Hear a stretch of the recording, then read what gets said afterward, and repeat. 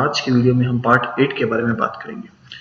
Part 8 में हम effect of dielectric on capacitance discuss करेंगे। इस पे आपके पास 3 मार्क्स से 5 मार्क्स के क्वेश्चन बनाए जा सकते हैं और काफ़ी सारे कॉन्सेप्ट्स इसके अंदर इन्वॉल्व हो जाएंगे। जो भी आपने अभी तक पढ़ा है सब कुछ इन्वॉल्व हो जाएगा जब इसके बारे में मैं क्वेश्चन पूछने लगूंगा। तो चलिए एक क्वेश्चन देखते हैं और समझते हैं क्या क्या पूछा जा सकता है इसमें।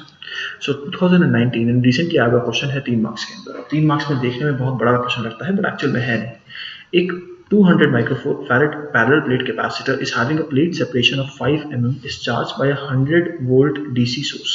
It remains connected to the source using an insulated handle. The distance between the plates is doubled. Okay, distance between the plates की बात कर रहा हूँ, ठीक है ना। And a dielectric slab of thickness 5 mm and dielectric constant 10 is introduced between the plates. Explain with reason how the capacitance, electric field between the plates and energy density of the capacitor will change. हमें इन सब चीज़ों के बारे में बताना है। तो चलिए शुरू करते हैं। सबसे पहली चीज़ जो हमें पता है वो पता है कि कैपेसिटेंस जो है this is given bye 200 microfarad. उसके बाद हमें क्या पता है, हमें ये भी पता है कि प्लेट सेपरेशन जो है right that is 5 mm। 5 mm है कि 10 mm? 5 mm है। 5 mm है, ठीक है। और क्या पता है हमें, और हमें पता है कि जो बैटरी का जो वोल्टेज है वो है 100 वोल्ट, ठीक। तो सबसे पहला काम हम क्या करेंगे, एरिया निकाल लेते हैं इसका। तो मैं फर्स्ट पार्ट निकाल रहा हूँ, हमें कैपेसिटेंस निकालना पड़ेगा, ठीक है ना। सबसे पहले हमें C is equal to epsilon not A by D होता है, यानी A is equal to C D upon epsilon not होता है। C की वैल्यू कितनी है 200 into 10 to the power minus of 9। D की वैल्यू कितनी है, और D की वैल्यू है हमारे पास 5 into 10 to the power minus of 3। और एप्सिलॉन नॉट की वैल्यू कितनी है, एप्सिलॉन नॉट की वैल्यू है 8.85 into 10 to the power minus of 12। इसको जब हम सॉल्व करते हैं तो we get the area of cross section of the plates is कितना आ जाएगा ये 11299 into 10 to the power 3 metre square, ठीक है। ये वैल्यू आ गई मेरे पास। अब मैं बात कर रहा हूँ कैपेसिटेंस की कैलकुलेशन की। तो क्या मैं कहूँगा कैपेसिटेंस कैन बी कैलकुलेटेड, और याद रखना बेटा इसके अंदर हमने क्या डाल दिया है, डायरेक्टिंग डाल दिया है। सो C इज इक्वल टू, इसको थोड़ा सा मैं डायग्रामेटिकली ड्रॉ भी कर देता हूँ। So we have this type of, ये मैंने डायरेक्टली डाल दिया। इसकी लेंथ है 5 mm और यहाँ से यहाँ तक की लेंथ अब हो गई है 10 mm और this is connected to a battery, ठीक है। सो अब मैं क्या लिखूंगा यहाँ पे, मैं लिखूंगा epsilon not A upon 2D minus of T plus of T upon K. इसको मैं सॉल्व करता हूँ तो how much I get 8.85 into 10 to the power minus of 12 into area की वैल्यू कितनी है 11299 into 10 to the power 3 whole upon क्या लिखूंगा यहाँ पे 10 mm यानी 10 into 10 to power minus of 3 minus of 5 into 10 to the power minus of 3 plus of 5 into 10 to the power minus of 3 और k की वैल्यू कितनी दे रखी थी 10 दे रखी, ठीक है ना भाई। यहाँ तक सब कुछ क्लियर है। अगर यहाँ तक क्लियर है तो इसको सॉल्व करने के बाद जो मेरे पास जो वैल्यू बन रही है वो बनेगी, यहीं पर देखिए, इसको सॉल्व करने के बाद जो वैल्यू बनती है वो बनती है C is equal to 181.8 microfarad. ये तो मेरा हुआ पार्ट 1 का आंसर।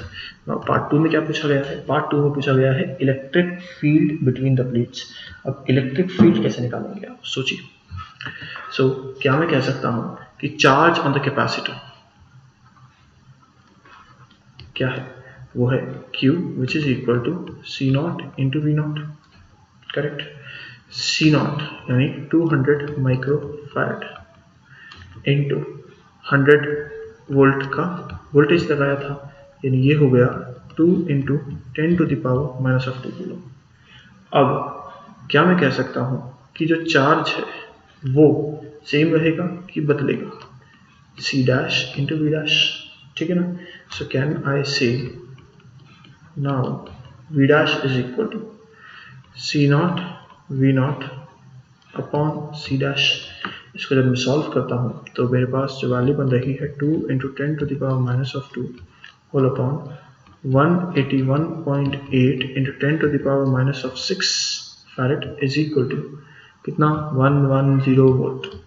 ठीक है, अब हमें क्या निकालना था, हमें निकालना था electric field. So E not is equal to V not upon D. V not की वैल्यू क्या है, वी नॉट की वैल्यू है मेरे पास 100 अपॉन डी की वैल्यू कितनी है 5 into 10 to the power minus of 3 which gives me 20 into 10 to the power 3 volt per meter। Similarly क्या मैं ई डैश की वैल्यू भी निकाल सकता हूँ, बिल्कुल। क्या करूँगा, वी डैश अपॉन 2d करूँगा। इस बार सॉल्व करने पे कितनी वैल्यू आएगी मेरे पास, करके देखें। वी डैश की वैल्यू है 110 upon 2 into 5 into 10 to the power minus of 3 और इसको यहाँ से सॉल्व कर लेता हूँ। सो मेरे पास आती है 11 into 10 to the power 3 volt per meter। I hope यहाँ तक एवरीथिंग इज क्वाइट क्लियर। अब हम बात करते हैं और क्या बचा है हमारे पास, electric field page. Okay, energy density of the capacitor will change. Okay, so next part हम बात करने वाले हैं, थर्ड पार्ट। अब energy density is given by half of epsilon not.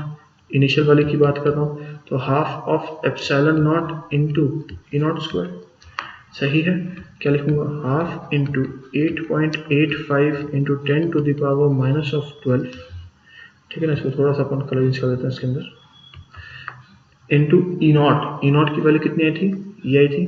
चलिए देते हैं 20 इंटू 10 टू द पावर 3 का स्क्वायर और इसको अगर हम सॉल्व करते हैं तो we get 1770 into 10 to the power minus of 6 unit क्या बन जाएगी इसकी, joule per metre cube. Similarly अगर मैं यू डैश की वैल्यू निकालने की कोशिश करूं तो क्या हो जाएगा, ये हो जाएगी value which is equal to half of 8.85 into 10 to the power minus of 12 into क्या लिखूंगा यहाँ पे लिखूंगा 11 इंटू 10 टू द पावर 3 का square is equal to 535.42 into 10 to the power minus of 6 joule per metre cube. I hope सबको समझ में आया। सारा का सारा इस तरीके से लिखना पड़ेगा, हालांकि 3 मार्क क्वेश्चन है और बहुत सारी चीज़ें पूछी गई थी तो आपको एक्सप्रेस करना पड़ेगा। सो इस वीडियो को हम यहीं पे खत्म करते हैं। Thank you.